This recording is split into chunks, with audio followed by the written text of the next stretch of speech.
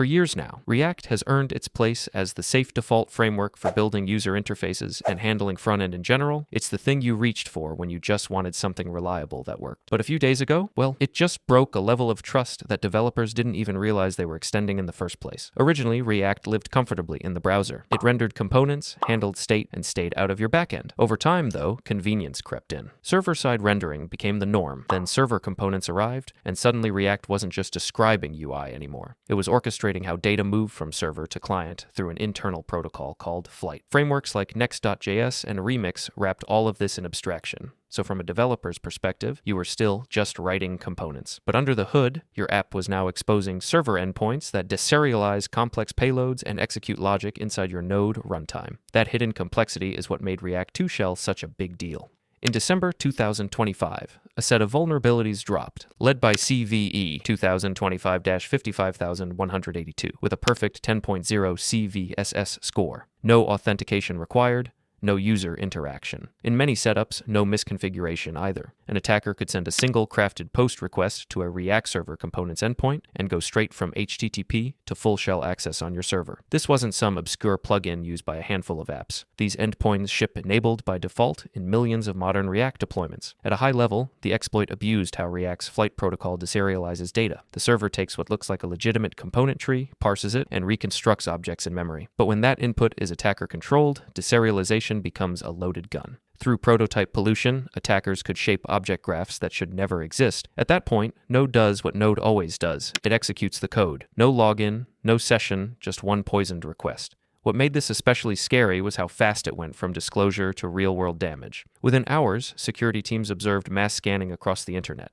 Compromised servers weren't just defaced, they were turned into infrastructure. Crypto miners were dropped, reverse shells were opened, cloud metadata endpoints were queried to steal AWS and GCP credentials. Persistence was established through cron jobs, systemd services, and SSH keys. In many cases, the node process was running as root inside a container, turning an app-level bug into a host-level compromise. Even patching wasn't as comforting as people hoped. Initial fixes landed quickly, but some were bypassed, forcing multiple releases before the vulnerabilities were fully closed. If you updated once and moved on, there was a real chance you were still exposed, and that highlights a deeper issue. Modern React isn't just a library you bump with NPM and forget. If you're using server components, you're operating part of your production infrastructure, whether you think of yourself that way or not. This is where the broader criticism comes in. React didn't fail because of one bug. It failed because its surface area grew faster than most developers' understanding of it. Server and client concerns blurred together. Critical behavior lived behind magic endpoints most teams never audit. Abstractions made things easy to use, but also easy to misuse and hard to reason about. Every layer you don't fully understand is still a layer you have to trust. And React added a lot of layers. However, none of this means React is unusable or that every app needs to be rewritten tomorrow. But it does mean React is no longer the boring, safe choice people pretend it is. Using React on the server demands the same threat modeling, patch discipline, and runtime hardening you'd apply to any backend system. That includes staying on fully patched versions, limiting container privileges, monitoring outbound traffic, and being aware that those RSC endpoints exist at all. The real takeaway is that React 2 Shell should be a wake-up call. Much like its older brother, Log4 Shell from a few years back, it forces the ecosystem to confront the cost of convenience and the risks of trusting massive abstractions by default. React is still powerful, but power comes with responsibility, and if you are going to keep coding in it, you need to treat it less like a harmless UI tool and more like what it has become, a critical part of your server's attack surface. And speaking of coding, if you are looking to make unique coding projects, then why don't you check CodeCrafters, now with 40% off using my link. They are the most rated GitHub repo, and that's for a good reason. Their platform gives you access to unique projects that will help you stand out from the competition without the clown shoes and nose. Want to build an HTTP or DNS server from scratch? Check. Hell, you can even craft your own version of Git, all while others are still struggling to center that annoying div in their to-do app. You can start some projects free of charge, and if you use my link in the description, you can get yourself a whopping 40% off, so hurry up.